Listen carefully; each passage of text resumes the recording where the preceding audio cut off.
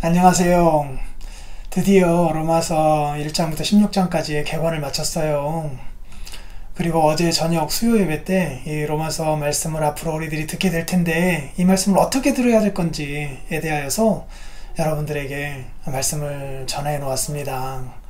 그래서 오늘은 그 수요 예배 영상을 다시 한번 듣는 것으로 대체하면 좋겠어요. 어제 들으신 분들은 한 번 더 들으시면 좋겠고요.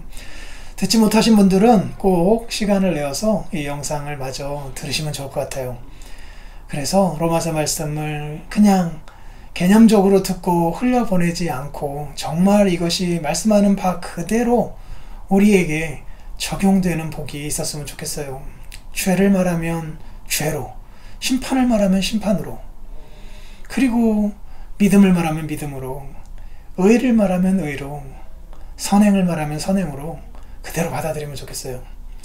안 그러면 앞에서 죄와 심판을 이야기할 때 왜 또 이렇게 무거운 주제가 설교되나 라고 하면서 비껴갈 수 있고요. 뒷부분에서 원수도 사랑하라, 악을 악으로 갚지 마라 라고 할 때 왜 이렇게 버겁게 말씀을 주나 라고 생각하면서 비껴갈 수 있어요.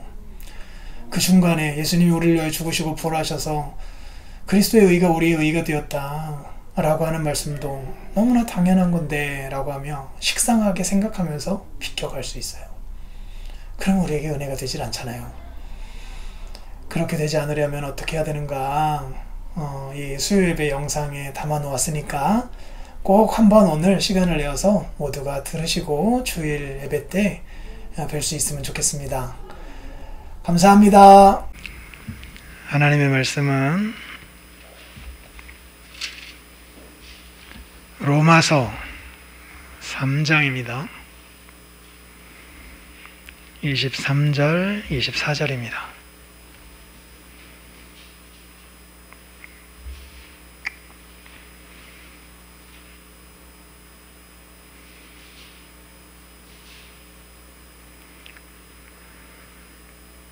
모든 사람이 죄를 범하였음에 하나님의 영광에 이르지 못하더니 그리스도 예수 안에 있는 속량으로 말미암아 하나님의 은혜로 값없이 의롭다 하심을 얻은 자 되었느니라. 아멘. 기도하겠습니다. 하나님, 주님에 의하여 보냄받아 이 땅에서 살아가고 있는 우리들이 이렇게 오늘도 수요일 저녁에 주 앞에 모였습니다. 주의 백성으로 이 세상을 살아가는 우리들을 가엾게 여겨주시고 오늘도 주께서 우리에게 맡겨주신 사명을 힘겹게 감당하며 살아가고 있는 우리들 위해 새 은혜를 공급하여 주시옵소서. 하나님의 은혜가 오늘도 우리 안에 작용하여서 이 세상을 이겨낼 힘이 되게 하여 주시옵소서. 오늘도 주의 말씀을 듣습니다. 일깨워 주시옵소서. 말씀이 우리에게 힘이 되게 하옵소서. 예수님 이름으로 기도합니다. 아멘.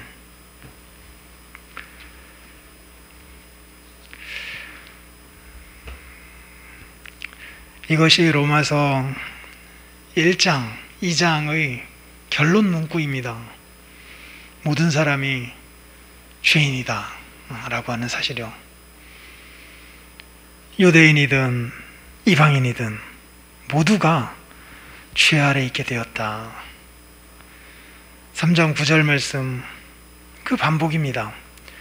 유대인이나 헬라인이나 다 죄 아래 있다.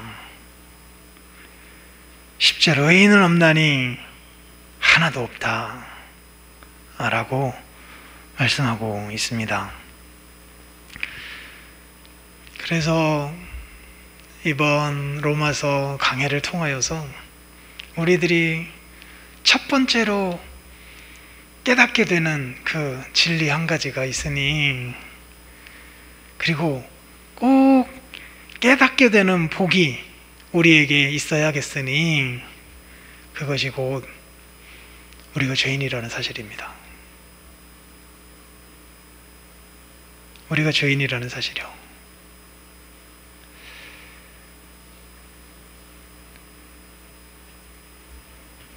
이것이 그 하나님의 특별한 계시로 말미암아 우리에게 주어지는 것입니다. 죄인이 죄인이라고 하는 사실을 그 하나님이 보시는 관점에서 깨닫게 되는 일은 기적입니다. 기적이요.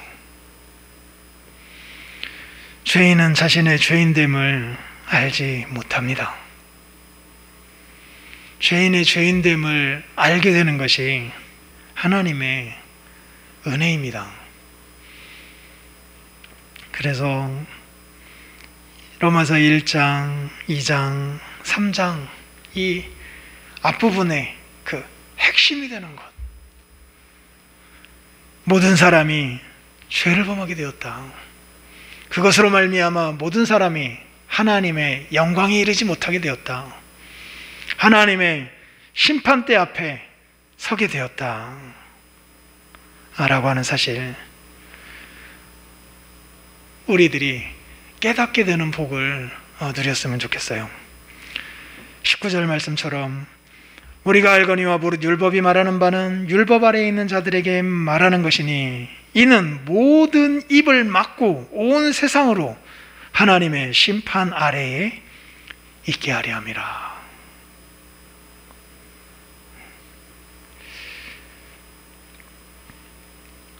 우리들이 예수 그리스도를 믿고 구원함을 받아 이 자리에 섰다 하더라도 로마서 말씀을 통하여서, 특별히 1, 2, 3장의 말씀을 통하여서 다시 한번 우리는 주의 계시의 말씀을 받아서 우리들이 어떠한 죄인이었는지, 동시에 어떤 죄인인지에 대하여서 진지하게 하나님 앞에 깨닫게 되는 복, 그리고 그 죄인을 향한 하나님의 심판이 얼마나 두렵고 무서운 것인지에 대하여서도 깨닫게 되는 복을 누리면 좋겠습니다.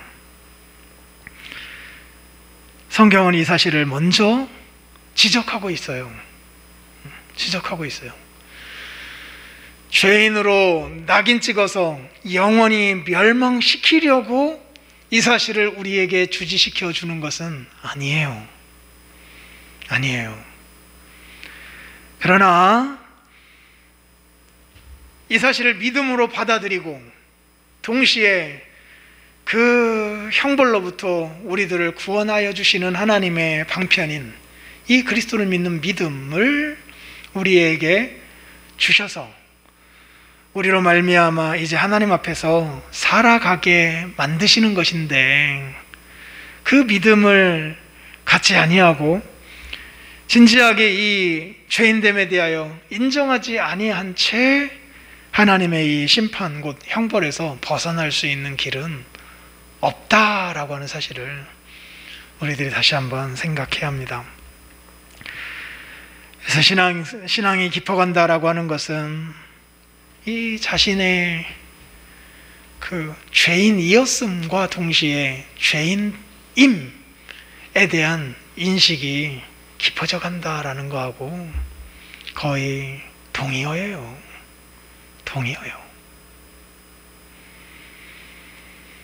그래서 모든 사람이 죄를 범하였음에 라고 하는 말씀은 우리가 처음에 회심할 때에만 필요하였던 말씀이 아니라 이 세상에서 우리들이 살아가는 평생의 그 과정에서 늘 하나님의 계시의 빛이 우리에게 임하여서 이 사실을 우리 자신에게 직접적으로 적용할 수 있는 그 은혜를 달라고, 그래서 날마다 이것이 나의 고백이 되게 해달라고 기도해야 합니다.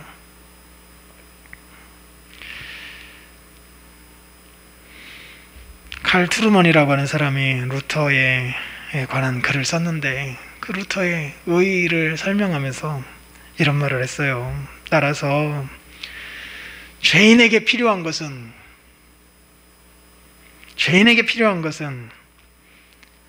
치유가 아니라 죽음과 부활이다 라는 말을 했습니다.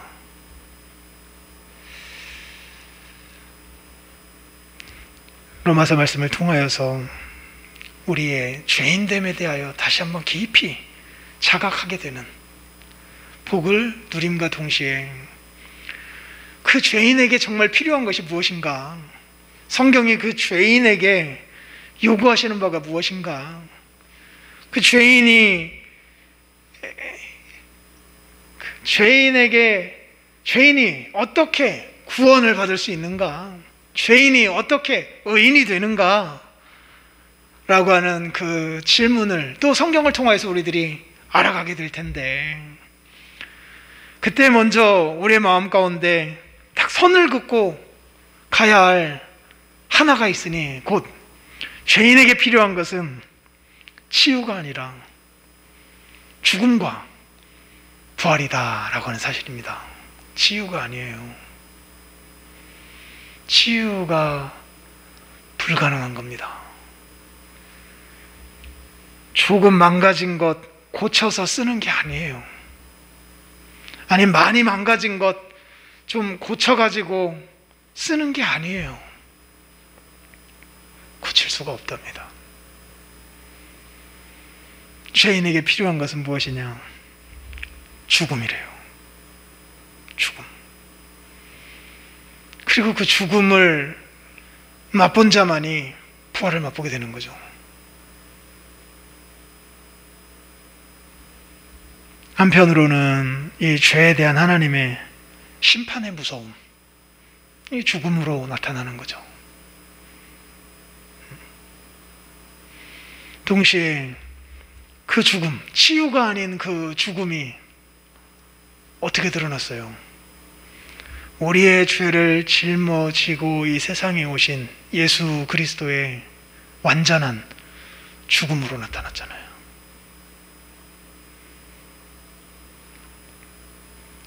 조금 고장난 사람들 잘 교육시켜가지고 그 새 사람 만드는 방식으로 우리를 구원한 것이 아니에요. 아니에요. 그래서 우리들이 로마서 말씀을 들으면서 이제 이런 소망을 가지면 좋겠어요. 주님,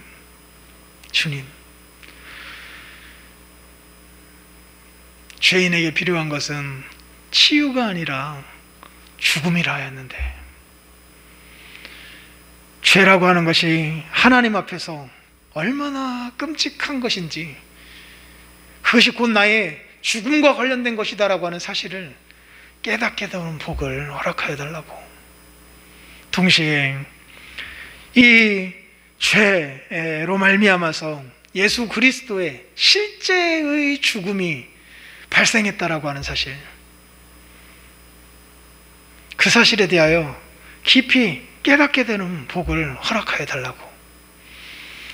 우리는 여전히 이 세상의 가치관을 따라서 죄를 이렇게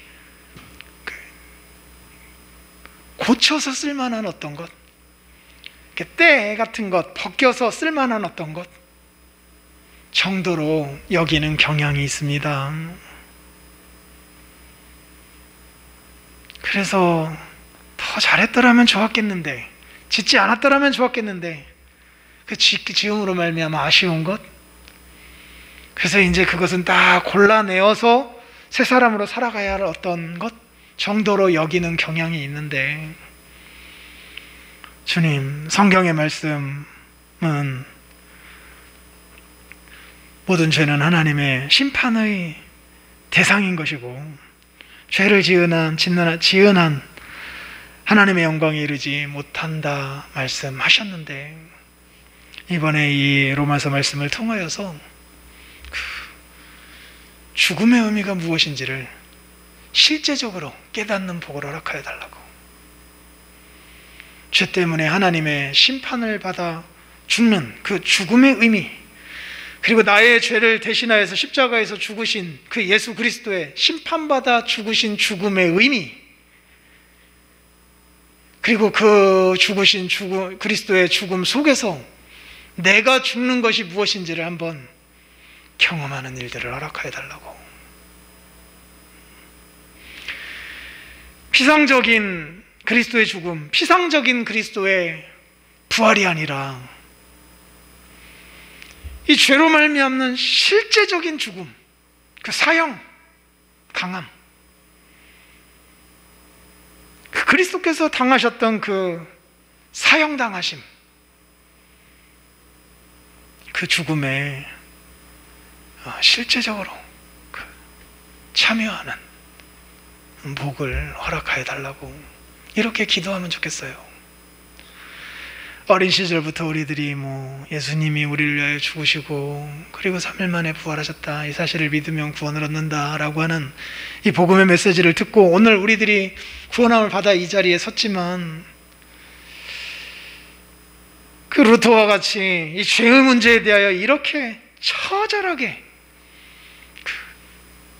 씨름하면서 부대껴가면서 그것을 제거해 보려고 노력하면서 살아오진 않았을 뿐만 아니라 이 끔찍한 죄의 문제를 위하여서 주께서 저렇게 처절하게 죽으셨다라고 하는 그 사실 자체에도 머리는 동의하였지만 우리의 삶으로 그리스도의 그 죽음을 직접 체험해보는 일들은 많지 않았던 것 같아요.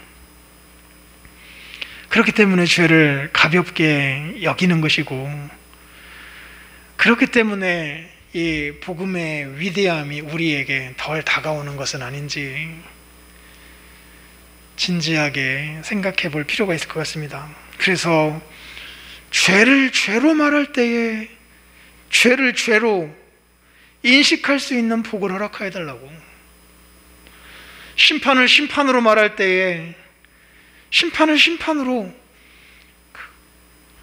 수납하는, 이것도 복이거든요. 그걸 허락하여 달라고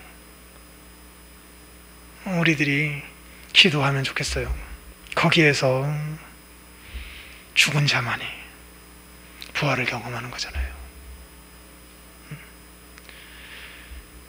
죄의 심각성을 알고 이 죄 때문에 주께서 이렇게 나 대신 심각하게 실제적으로 죽음을 당하셨다라고 하는 사실을 깨닫게 될 때 그 터 위에서 부활을 맛보게 되는 거잖아요. 죽은 자만이 부활을 맛보는 거 아니에요. 기절했던 사람은 부활이 아니잖아요. 병들었다가 고침받는 건 부활이 아니잖아요. 무지한 자가 깨닫게 되어서 지혜로운 자가 된 것은 부활이 아니잖아요. 기독인의 삶을 우리들은 이렇게 생각하는 경향이 있어요. 아픈 사람이었는데 이제 좀 건강한 사람 되는 것, 모난 사람이었는데 이제 좀 둥글둥글한 사람이 되는 것, 그런 거 아니에요. 기독인의 삶의 특징은 죽었다가 사는 겁니다. 죽었다가 다시 사는 거예요. 죽음과 부활의 동참이에요. 내 힘으로 나의 죄의 문제를 해결할 수 없다라고 하면 거기서 한번 죽는 일이 필요한 거잖아요.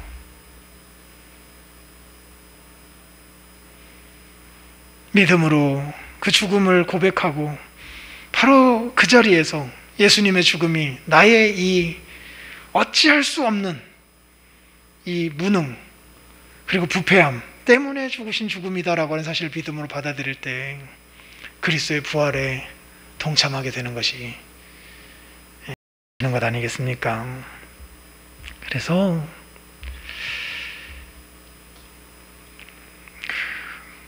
이 로마서 말씀을 통하여서 그 앞부분 죄, 심판 메시지를 듣기 싫어하지 말고요. 그러면 뒤에 나와 있는 믿음으로 말미암는 의, 그리고 그리스도인의 새 생활, 이것도 싱거워집니다.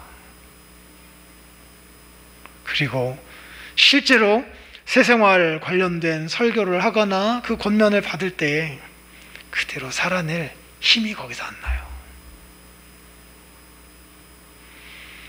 그래서 이번에는 설교에 관한 그 본문의 메시지를 그대로 자기에게 흡수하는 초반에 흡수하는 일은 어렵죠. 왜냐하면 죄를 말하니까요. 차별이 없는 죄, 차별이 없는 심판을 말하니까요. 한편으로 예수님 믿기 전 우리의 모습 생각하면서 그걸 그대로 받아들이는 것이고, 한편으로 예수님을 믿고 난 이후에도 이 죄의 문제로부터 자유롭지 못하잖아요. 이것을 가볍게 여기지 말고 그대로 한번 이렇게 아프더라도 그 폭탄을 가슴에 안고 들여보는, 그 폭탄이 여기서 터지는 거죠. 터짐과 동시에 우리가 죽는 거죠. 죽은 그 자리에서 그리스도의 그 생명으로 우리를 하나님이 다시 살리시겠다는 거잖아요.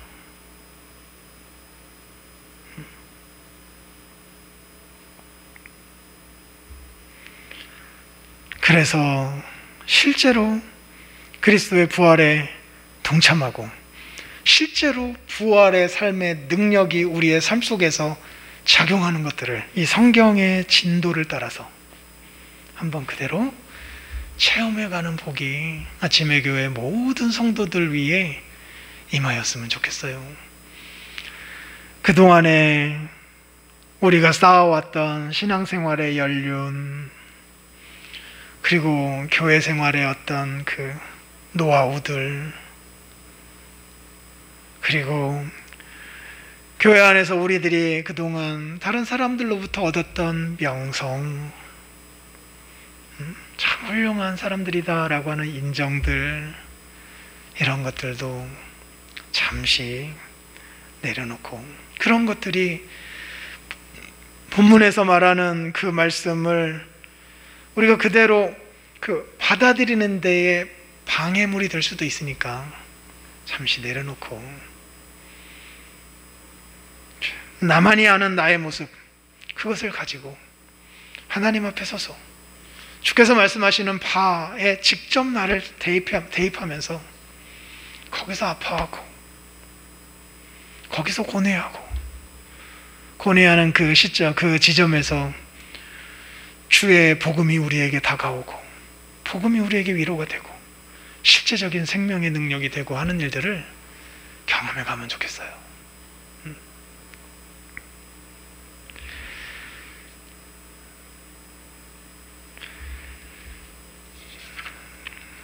루터가 이렇게 말합니다. 루터의 말 이전에 이렇게 죄에 대한 심판으로 말미암는 죽음,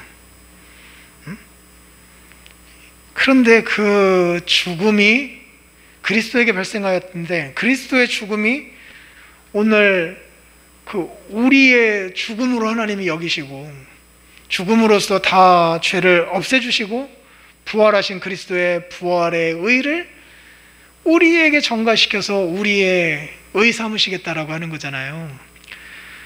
그래서 믿음이 그렇게 중요한 거예요. 믿음이, 죄, 심판, 이 폭탄을 끌어안고서도 다시금 그 죽은 자리에서 다시 더 온전한 모습으로 살아나게 되는 그 묘약과 같은 것이 믿음이거든요. 믿음. 틀림없이 죽은 그 자리에서 더 온전한 모습으로 다시 살아나는 일을 경험하게 되는 그 일을 가능케 하는 것이 믿음이에요. 믿음. 그래서 이 믿음이라고 하는 것이 얼마나 중요한 것인지 라고 하는 것을 한번 이 로마서를 통하여서 알게 되면 좋겠어요. 죄, 심판, 그것이 우리에게 죽음, 부활로 가게 되는, 죽음이 부활이 되는 이 결정적인 역전이 생겨나는 그 터닝 포인트의 한 지점에 믿음이 자리하고 있거든요. 믿음이요. 도대체 그 믿음이라는 게 무엇인지, 그리고 정말 그 성경에서 말하는 바에 그 믿음이 나의 믿음이 되게 해달라고 하는 이 기도의 제목을 가지고 로마서를 읽어가면 좋겠어요. 그래서 오죽했으면 종교개혁 선배들이 솔라 피데, 오직 믿음 이라고 하는 것을 구호 삼아서 이 신앙의 가르침을 우리에게 전해 주었겠는가라고 생각하면서 그 믿음이 무엇인가 한번 생각해보고, 이 믿음이 이렇게 중요한 것이구나 라고 하는 것들을 다시 한번 깨닫고, 그 믿음이 결국 우리를 변화시키고, 그 믿음을 사용하셔서 하나님이 결국 하나님을 닮은 사람들로 우리를 만들어내신 일을 하는 거잖아요. 그렇게 중요한 거예요. 그래서 이 믿음에 대하여서 다시 한번 눈뜨게 되는 일이 이번 로마서 말씀을 통하여서 있게 되었으면 좋겠고, 그런데 솔라 피데, 오직 믿음, 그거보다 더 중요한 게 있잖아요. 우리의 믿음보다 더 중요한 게 있잖아요. 그게 뭐예요? 믿음의 내용 대신 솔루스 크리스투스, 오직 그리스도, 이거죠. 그죠? 믿음의 내용 되신 분, 믿음의 내용을 만들어내신 분, 그리스도의 십자가에서의 죽으심이 나의 죄에 대한 죽음이요, 그리스도의 부활이 나의 부활이다라고 하는 사실을 믿고 우리가 구원함을 받는 것이지, 그리고 그 사실이 사실로서 실제 역사의 무대 위에서 존재한 것이고, 이게 위대한 것이고요, 그것을 믿는 믿음을 주께서 어여삐 여기셔서 우리의 구원을 이루는 거지, 믿음이 우리의 구원을 만들어내는 건 아니에요. 믿음이 구원을 만드는 건 아니죠. 우리를 위하여 죽으시고 부활하신 그 그리스도, 그 그리스도를 믿는 믿음이 우리를 구원해내는 거지, 우리의 믿음이 구원을 우리에게 주는 건 아니거든요. 믿음에는 그런 힘이 없어요. 이걸 믿으면 구원해 주시겠다라고 하는 약속, 그 약속을 하시고 그 약속에 신실하신 하나님에게 구원이 있는 거지, 믿음 자체에 구원이 있는 건 아니거든요. 그 믿음이 그렇게 위대한 것임에도 불구하고 그리스도 앞에서는 믿음은 고개를 숙여줘야 합니다. 믿음은 자기가 아닌 그리스도를 보게 만들어 주어야 해요. 그래서 믿음은 믿음 자신의 얼굴을 드러내질 않아요. 항상 믿음의 내용이며 대상이신 그리스도에게로 향하게 하는 겁니다. 그것이 믿음의 특징이에요.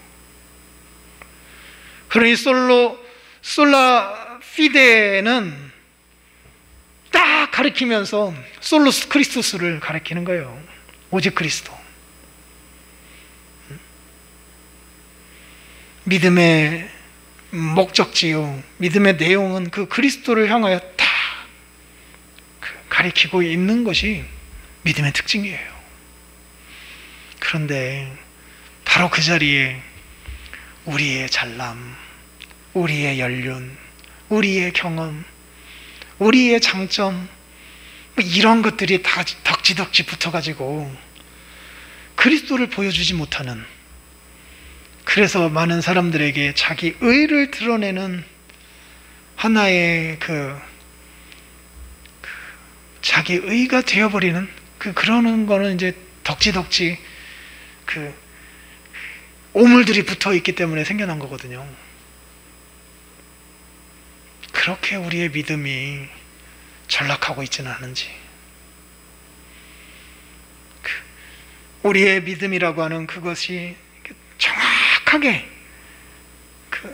오물이 붙어 있지 아니한 상태에서 그리스도를 정확하게 가리키고 있는 것인지 한번 진지하게 생각해 보는 계기가 되었으면 좋겠어요. 그래서 그 믿음의 내용 되시는 그 오직 그리스도, 그분의 무엇이 우리를 구원해내셨는가라고 하는 사실, 그리고 그분의 무엇이 왜 우리에게 구원이 되었는가라고 하는 것을 깨달으면서 주께서 뭐라 말씀해 놓으셨길래 그분과 관련되어서 뭐라 말씀해 놓으셨길래 그것이 우리에게 구원이 되는가, 그리고 이 일에 있어서 주께서 왜 믿음을 사용하시는가라고 하는 것을 말씀을 통하여서 살펴보면 좋겠고, 그렇게 하여서 솔루스 크리스투스, 오직 그리스도를 향한 사람들은 반드시 그 다음 손가락으로 어디를 가리키느냐? 솔리데오 글로리아, 오직 하나님께 영광을 향하여 나아가는 거예요. 주께서 그렇게 사셨던 것처럼 그리스도 안에서 믿음으로 말미암아 그리스도의 지체로 끌어들인 모든 사람들이 바로 오직 하나님께 영광을 향하여 나아가게끔, 그게 그 자체의 힘이 있어서, 엔진이 있어서 거기에로 우리를 데려가는 거거든요. 여기에 뭐 성화, 영화 같은 것들이 같이, 견인 같은 것들이 같이 작동을 하는 거죠. 이렇게 그리스도의 죽음에서 우리의 죄가 죽었거든요. 그리스도의 죽음을 믿을 때 우리의 죄가 그리스도에게 전가된대요. 그리스도의 의가 우리에게 다시 전가된대요. 그래서 루터의 갈라디아서 3장 주석 이런 말이 있습니다. 아주 자극적인 표현이에요. 하나님은 자기 아들을 세상에 보내어 모든 사람의 죄를 짊어지게 하고서 부인한 자 베드로가 되고, 지금 예수님이 부인한 자 베드로가 되신 거라는 거예요. 교회를 공격하고 박해한 자 바울이 되며, 간음한 자 다윗이 되고, 낙원에서 선악과를 먹은 자 아담이 되라고 그곳 예수님에게 말했다. 하나님이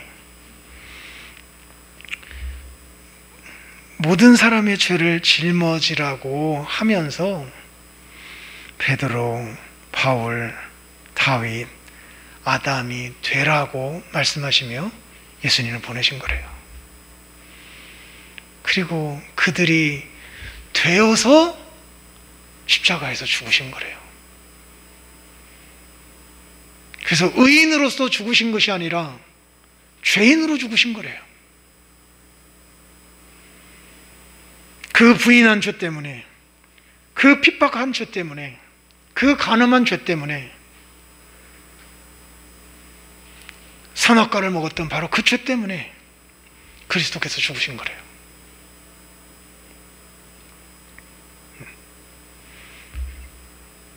그래서 그 죄의 값을 다 주님이 지불하시고 난 이후 얻으신 그 의를 가지고 다시 죄인 베드로를 의인으로 만드신 것이고, 박해자 바울을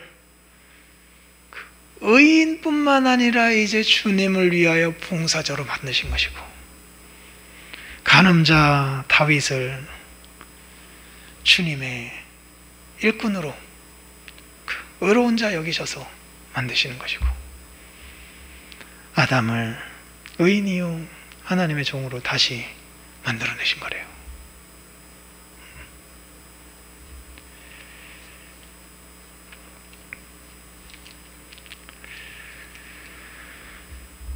이러한 사실들을 한번 로마서 말씀을 통하여서 한번 직접적으로 깨닫게 되는 이런 복이 있었으면 좋겠어요. 물론 루터는 이야기합니다. 이렇게 우리는 그리스도로 말미암아 의인된 게 맞다. 그런데 동시에 죄인이 아니냐.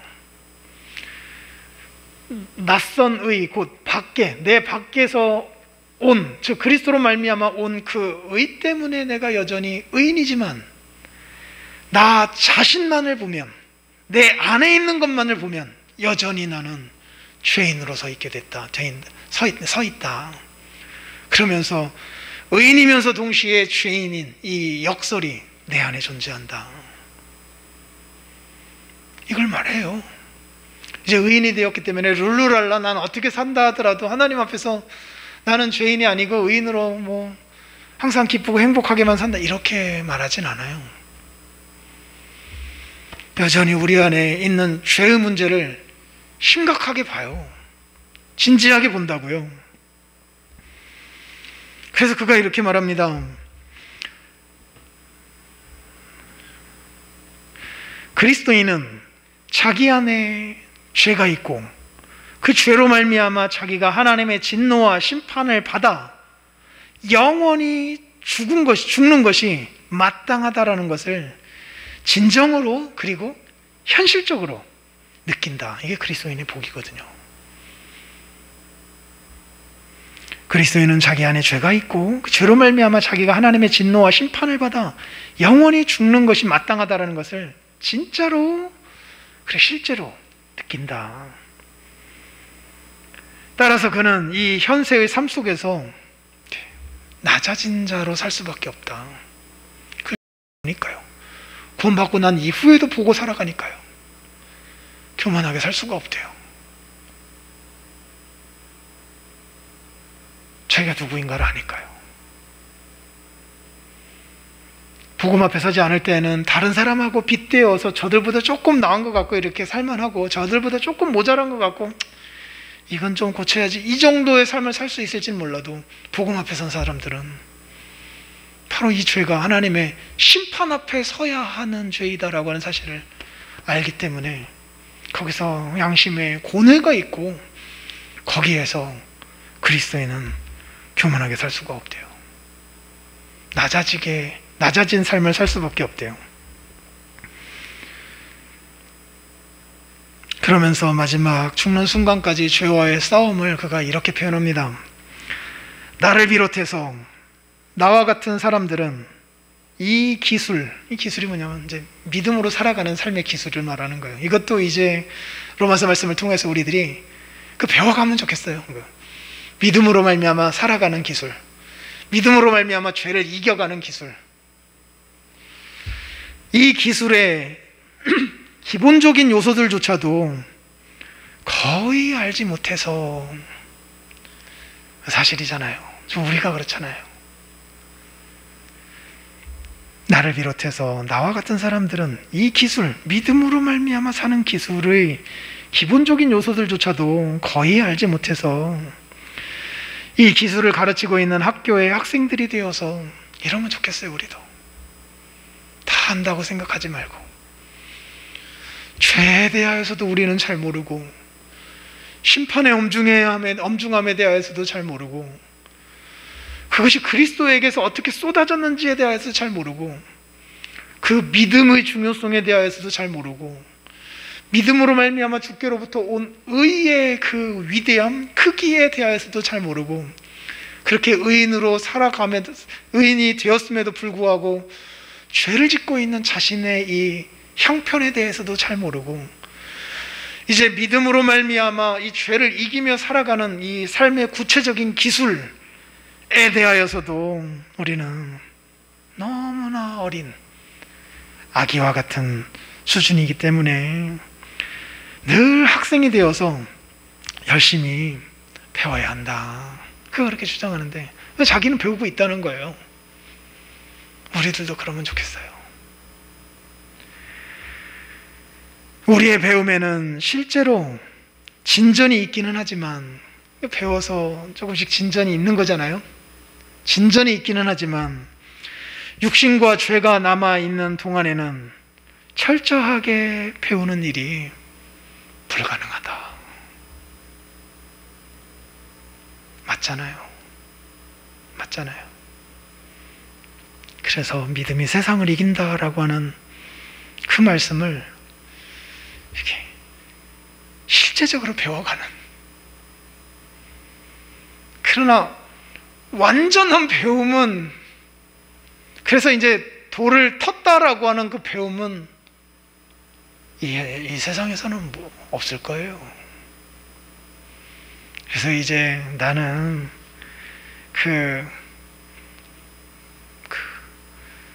뭐, 나이 몇 살이 되면 불혹이래요. 유혹에 반응하지 않는 나이가 되고, 몇 살이 되면 귀가 순해지고, 이순? 그런 거 없어요. 그런 거 없습니다.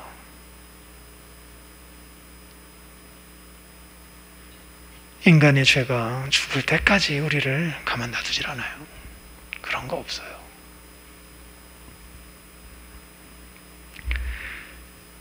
그래서 학생이다 생각하고 이렇게 하나하나 배워가는, 다 배우는 것은 불가능하다라고 생각하면서 다 배우게 되는 날을 주께서 예비해 놓으셨다라고 생각하며 목표로 삼고 달려가는 그런 어떤 겸비한 배움의 학생의 모습으로 우리들이 이 로마서 말씀을 들었으면 좋겠어요. 루터의 탁상담화, 조금은 후대에 쓰여진 그 글에서 어떻게 보면 루터의 마지막 글이기도 하거든요. 유명한 말 하나를 남기고 갑니다. 이게 바로 이거예요. 우리는 거지다. 이것은 참말이다. 우리는 거지다. 이것은 참말이다. 거지라는 거야, 거지. 정말 하나님이 예쁘게 봐주셔서 우리가 우리인 거고, 예수님이 십자가에서 죽으시고 부활하셔서 죄인된 우리가 의인으로 인정받고, 성령 하나님이 오늘도 우리 안에서 일하셔서 그나마 이만큼의 성화의 삶을 살아가고 있기는 하지만, 우리다움의 진 면목을 볼 때에 우리는 거지래요, 거지. 가진 게 없대요. 가진 게 없대요. 이것은 참말이래요.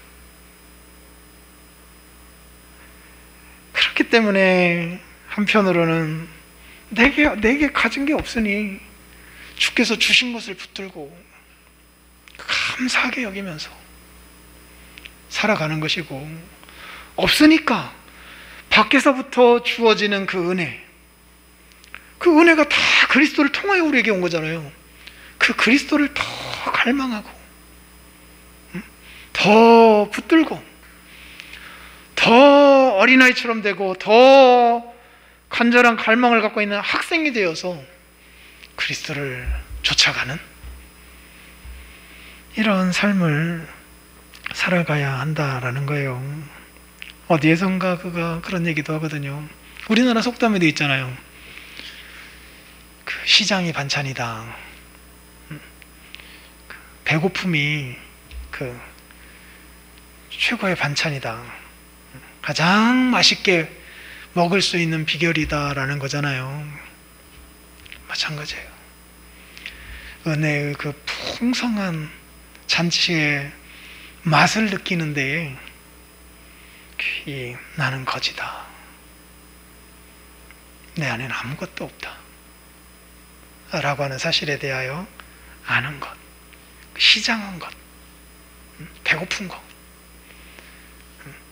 이거를 아는 게 도움을 주는 거거든요. 그래서